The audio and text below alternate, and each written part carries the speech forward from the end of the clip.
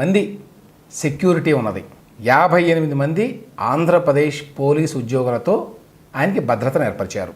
కానీ 58 మంది నాకు సరిపోరు, ఇది చాలా తక్కువ, నన్ను అంతమొందించాలనే కుట్రతోనే 58 మందిని మాత్రమే పెట్టారు.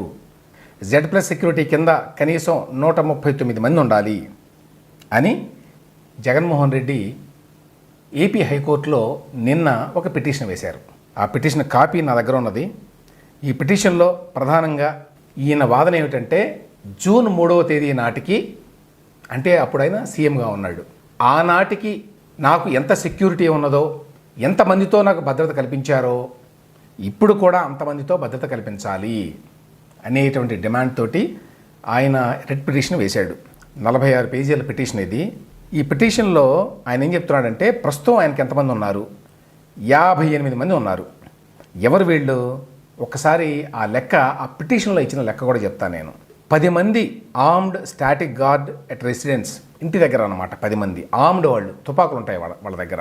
Round the clock personal security officers, అంటే ఎప్పుడు జగన్మోహన్ రెడ్డి గారిని కాపు కాస్తూ ఉంటారన్నమాట. వారు ఎట్ ఎ టైం 2 ఉంటారు. రౌండ్ ద క్లాక్ కాబట్టి 6 ఉన్నారు ఇప్పుడు ప్రస్తుతం ఉన్న వాళ్ళ సంగతి చెప్తున్నాను నేను. 4 ఎస్కార్ట్స్ అట్ట రౌండ్ ద క్లాక్. 4x3 షిఫ్ట్లు ఉంటాయి కాబట్టి 24 మంది ఎస్కార్ట్ కోసం. అంటే ఈయన బయట అట్లా అడుగు పెడితే ఆయన చుట్టూ 4 ఉంటారు. ఆ విధంగా 24 గంటల్లో ఏ టైంలో బయట అడుగు పెట్టినా కూడా 4 ఉండాలి కాబట్టి 24 మంది ఉన్నారని ఆయనే చెప్తున్నాడు. 2 షిఫ్టుల్లో 2 వాచర్స్ అట. వాచర్స్ అంటే ఏమీ లేదండి, జస్ట్ అక్కడ నిలబడి జగన్మోహన్ రెడ్డి గారికి ఏమైనా ప్రమాదం జరిగేటువంటి అవకాశం ఉందా అని చెప్పి పరిశీలిస్తూ ఉంటారన్నమాట వాచర్స్. అటువంటి వాళ్ళు కూడా మొత్తం 5 ఉన్నారట 3 షిఫ్ట్లకి. ఒక ఇన్స్పెక్టర్ ఇన్ఛార్జ్ ఉన్నారట. 2 ఫ్రిస్కర్ స్క్రీనర్ 3 షిఫ్ట్లో ఉన్నారట 6. అదేవిధంగా 2 ట్రైన్డ్ స్క్రీనర్ ఇన్ 3 షిఫ్ట్స్, వాళ్ళకు 6 ఉన్నారట. వీళ్ళు కాకుండా డ్రైవర్స్ కూడా ప్రభుత్వం తరఫునే ఉంటారు, అంటే పోలీస్ డిపార్ట్మెంట్ వాళ్ళే ఉంటారు. 2 ట్రైన్డ్ డ్రైవర్స్ అన్నమాట 3 షిఫ్ట్స్లో. సో మొత్తం ఎంతమంది? 6. ఈ విధంగా ప్రస్తుతం ఆంధ్రప్రదేశ్లో ప్రతిపక్ష నేత హోదా కూడా లేనటువంటి జగన్మోహన్ రెడ్డి గారికి ఉన్నటువంటి భద్రత, ప్రభుత్వం కల్పిస్తున్నటువంటి సెక్యూరిటీ ఎంతమందితోనయ్యా అంటే 58 మందితో అని ఆయనే తన పిటిషన్లో చెప్పారు. సో ఆయన పాయింట్ ఏమిటి ఇప్పుడు? 58 మందేనా? ఎంత తక్కువ, నాకు సరిపోరు వీళ్ళు, నాకు గతంలో లాగానే, అంటే జూన్ 3వ తేదీన ఎంతమంది ఉన్నారో అంతమంది కావాలి అని. అప్పట్లో చాలామంది వార్తలో చూసి ఉంటారు, దాదాపు 900 మంది జగన్మోహన్ రెడ్డి గారి భద్రత కోసం ఉన్నారు రాష్ట్ర ప్రభుత్వం తరఫున అని. మరి ఇక్కడేమో 139 మంది ఉన్నారు గతంలో అని చెప్పి జగన్మోహన్ రెడ్డి గారు రాశారు. ఏమిటి తేడా అంటే, వీరందరూ కూడానండి ప్రోక్సిమేట్ సెక్యూరిటీ అన్నమాట. ఆయన చుట్టూ ఉండేవాళ్ళు, ఆయన పక్కనే ఉండేవాళ్ళు వీళ్ళంతా. ఇది కాకుండా ఆయన బయటకు వెళ్ళినప్పుడు అంచెలంచెలుగా భద్రత ఉంటుంది. అంటే అది సాధారణ పోలీసులు, రిజర్వ్ పోలీస్ అని, ఆ పోలీస్ అని చాలామంది ఉంటారు. ఇంకా వాళ్ళు వేరు, వాళ్ళు ఆయన బయటకు వచ్చినప్పుడు ప్రత్యేకమైన కార్యక్రమంలో పాల్గొంటున్నప్పుడు ఉంటారు. ఇప్పుడు నేను చెప్తున్నది, ఆయన పక్కన ఇప్పుడున్నది 58 మంది కూడా ప్రోక్సిమేట్ సెక్యూరిటీ. ఆయన పక్కనే ఉంటారు వీళ్ళంతా, ఎప్పుడు ఆయన ఇంటి దగ్గరే ఉంటారు, లేదా ఆయన బయటకు వచ్చినప్పుడు ఆయన పక్కనే ఉంటారు. గతంలో ఆయన చెప్పేది ఏంటంటే, Z+ సెక్యూరిటీ కింద 139 మంది ఉన్నారట. ఎవరు వీళ్ళు? 30 మంది ఆర్మ్డ్ గార్డ్స్ ఆయన ఇంటి దగ్గర, 30 మందితోటి ఆయన ఇంటిని కాపాడేవాళ్ళు. 30 అడుగుల ఇనప కంచె ఉంది, చూసాం కదా. ఆ ఇంటిని కాపాడడానికి 30 మంది ఉంటారు 24 గంటల సేపు పనిచేయడానికి. పర్సనల్ సెక్యూరిటీ ఆఫీసర్లు 15 మంది, అంటే జగన్మోహన్ రెడ్డి గారు ఎక్కడ అడుగుపెట్టినా ఆయన పక్కనే ఉంటారన్నమాట, దగ్గరలో పర్సనల్ సెక్యూరిటీ ఆఫీసర్లు. వాళ్ళు 15 మంది. ఇవి కాకుండా మళ్ళీ పర్సనల్ సెక్యూరిటీ ఆఫీసర్లు round the clock office and home protection కోసం మరొక 18 మంది ఉంటారు. వీరు కాకుండా కౌంటర్ అసాల్ట్ టీమ్ అని చెప్పి ఒక టీం ఉంటుంది, 6 వాళ్ళు. వీళ్ళు ఆక్టోపస్ వింగ్ అని ఒకటి ఉంది స్టేట్ గవర్నమెంట్లో, అక్కడి నుంచి తీసుకుంటారు, ఉండేవారు 6. వారు కాకుండా 2 ఎస్కార్ట్స్ రౌండ్ ద క్లాక్ ఉండేవారు, వారు మొత్తం 24 మంది ఉండేవారు. 2 వాచర్సు 2 షిఫ్ట్లలో ప్లస్ నైట్ 5 ఉండేవారు. 2 చీఫ్ సెక్యూరిటీ ఆఫీసర్స్ ఉండేవారు in the rank of additional SP. ఇదంతా జూన్ 3కి ముందు అన్నమాట. వీళ్ళంతా 2 ఫ్రెస్కర్లు స్క్రీనర్లు 3 షిఫ్ట్స్లో 6, 2 ట్రైన్డ్ స్క్రీనర్సు 3 షిఫ్టుల్లో 6, డ్రైవర్స్ ఇంతకుముందు చెప్పినట్టుగానే 15 మంది. సో వీళ్ళంతా కలిపి 139 మంది జూన్ 3వ తేదీ వరకు జగన్మోహన్ రెడ్డి గారి ప్రొటెక్షన్ కోసం, ఆ ప్రోక్సిమేట్ సెక్యూరిటీ కోసం ఉన్నారు. అది కాకుండా ఒక 700 మంది 800 మంది రకరకాల అంచెల్లో ఉండేవారు అనుకోండి, అదంతా సాధారణ పోలీసులు. వీరంతా కూడా ఓన్లీ జగన్మోహన్ రెడ్డి గారికి, ఆయన సతీమణికి డెడికేట్ అయిన వాళ్ళు అనమాట. ఈ 139 అనే నంబర్ను తగ్గించి ఇప్పుడు 58 మందినే చేశారు అనేది జగన్మోహన్ రెడ్డి గారి ఆరోపణ, వారి ఆందోళన. 58 మందినే పెట్టడం వల్ల నా మీద దాడులు జరిగే అవకాశం ఉంది. ఇప్పుడు అధికారంలో ఉన్నటువంటి కూటమి నన్ను అంతమొందించాలి అనేటువంటి కుట్రతోటి 50 మందికే తగ్గించింది. కాబట్టి మళ్ళీ నాకు కనీసం 139 మంది సెక్యూరిటీ స్టాఫ్ని ఇవ్వాలి అని చెప్తున్నాడు. దీంతోపాటు బుల్లెట్ ప్రూఫ్ కారు గురించి కూడా చెప్పాడండి. ఏం చెప్పాడంటే, టాటా సఫారీ వెహికల్ ఇచ్చారు, ఇది 2018 నాటిది, 0014 అట నంబరు. ఈ కారు ఏమాత్రం పరిస్థితి బాగాలేదు, ఇందులో ఏది సరిగ్గా పనిచేయడం లేదు, ఎయిర్ కండిషనింగ్ కూడా పనిచేయలేదు. అందువలన ఈ మధ్యకాలంలో నేను బయటకు వెళ్ళినప్పుడు ఈ కారులో ఎయిర్ కండిషనింగ్ లేక దిగిపోవాల్సి వచ్చింది. ఈ ఫొటోస్ అన్నీ కూడా నేను మీ పిటిషన్లో పెట్టాను.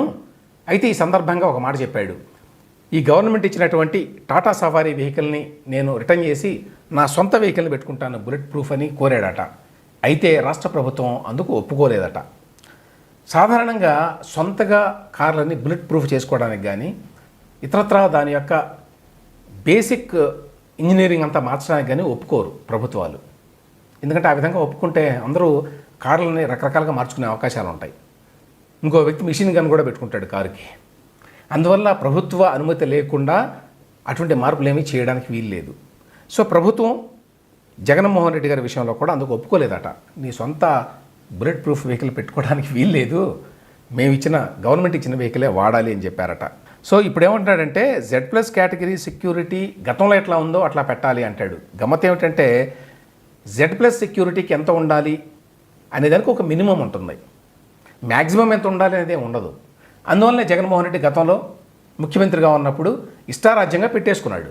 మ్యాక్సిమంకి దానికి ఏమీ లిమిట్ లేదు కాబట్టి Z+ సెక్యూరిటీకి ఎంత ఉండాలి మినిమం అని చెప్పి నిర్ణయించి ప్రభుత్వం ఆ ప్రకారం 58 మందిని ఇచ్చింది. కానీ నాకు సరిపోదు, నాకు ఎక్కువ కావాలి అంటాడు ఆయన. ఇప్పుడు కూడా Z+ కేటగిరీ సెక్యూరిటీ ఉన్నది జగన్మోహన్ రెడ్డి గారికి.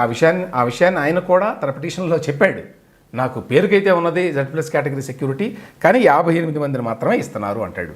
అని తన ప్రాణానికి ఏ విధంగా ప్రమాదం ఉందో 2 ఉదంతాలు ఇచ్చాడు.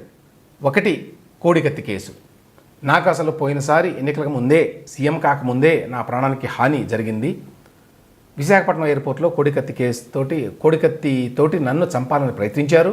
ఆ తర్వాత ఈ మధ్య కాలంలో మొన్నటి ఎన్నికల ముందు నా మీద రాయి విసిరి నన్ను హతం చేయాలని చూశారు. కాబట్టి నా ప్రాణానికి ప్రమాదం ఉంది. దీంతోపాటు అధికార కూటమిలో ఉన్న పార్టీలన్నీ కూడా నన్ను అంతం చేస్తామని చాలాసార్లు చెప్పారు. అందువల్ల నా ప్రాణానికి ప్రమాదం ఉంది అని చెప్పి. ఇప్పుడు జగన్మోహన్ రెడ్డి గారు ఒక మామూలు ఎమ్మెల్యే, ప్రతిపక్ష నాయకుడు కూడా కాదు. ఒకవేళ ప్రతిపక్ష నాయకుడే అనుకుందాం, ప్రతిపక్ష నాయకుడు కూడా అందరికీ Z+ కేటగిరీ సెక్యూరిటీ ఉండదు. నంబర్ 1. 58 మంది కంటే మాజీ ముఖ్యమంత్రులకి ఎక్కువ సెక్యూరిటీ ఉన్నటువంటి నేపథ్యం చాలా తక్కువ. Unless there is a clear security threat. State level security review committee అని ఒకటి ఉంటుంది ప్రతి రాష్ట్రంలో. వాళ్ళు ఎప్పటికప్పుడు థ్రెట్ అసెస్మెంట్ చేసి ఎవరికి ఎంత ప్రమాదం ఉన్నదో చెప్తారు.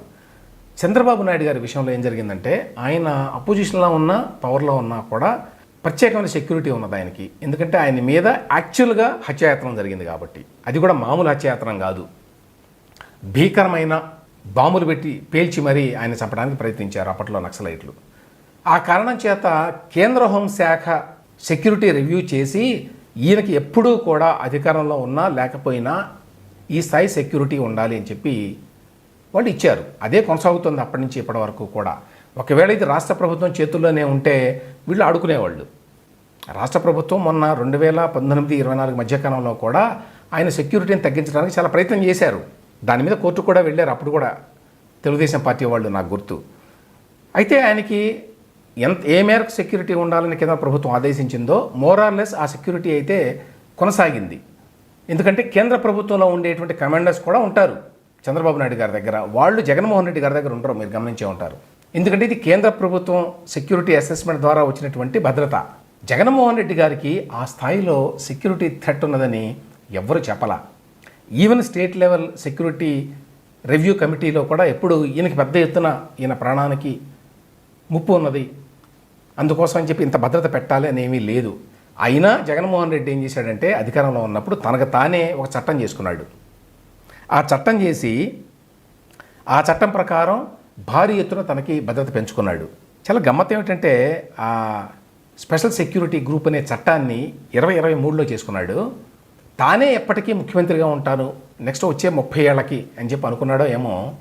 అందులో అది ఓన్లీ సీఎంకి ఆయన కుటుంబానికి మాత్రమే అని చట్టంలో పెట్టారు. అపోజిషన్ లీడర్కి కూడా లేదు అని చెప్పి రాశారు అందులో.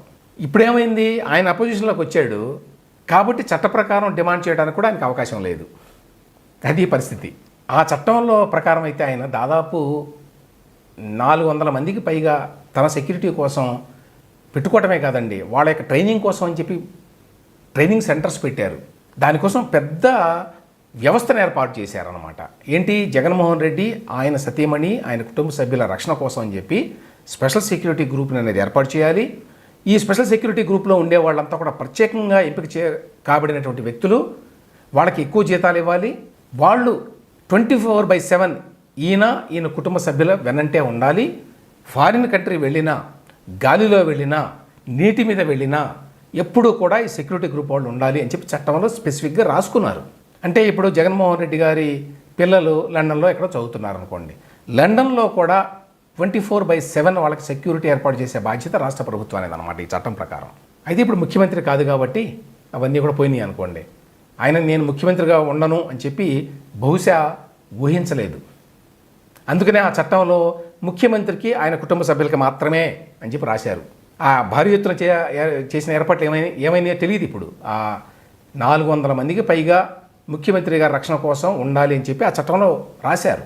ఇప్పుడు చంద్రబాబు నాయుడు గారు ముఖ్యమంత్రిగా ఉన్నారు కాబట్టి మరి అదే ఆయనకు వర్తిస్తుంది. కానీ నాకు తెలిసి ఇప్పటివరకు అయితే ఆ స్పెషల్ సెక్యూరిటీ గ్రూప్ కింద ఏమైతే చేయాలనుకున్నారో అవన్నీ ఏమీ పెద్దగా ముందుకు సాగడం లేదు. ఎందుకంటే దానికి చాలా వ్యవస్థలను ఏర్పాటు చేయాలి. ట్రైనింగ్ సెంటర్లు అన్నారు, కెనైన్ ట్రైనింగ్ సెంటర్లు అన్నారు, కుక్కలకి ట్రైనింగ్ కూడా ఒక సెంటర్ అన్నారు అందులో ఆ చట్టంలో. అవి లేవనుకోండి, కానీ చంద్రబాబు నాయుడికి ఆల్రెడీ ఉన్న సెక్యూరిటీ కొనసాగుతోంది ఇప్పటికీ అప్పటికి. ఈయన ఏమంటాడంటే నన్ను ప్రజల కలవనీయకుండా చేయడానికి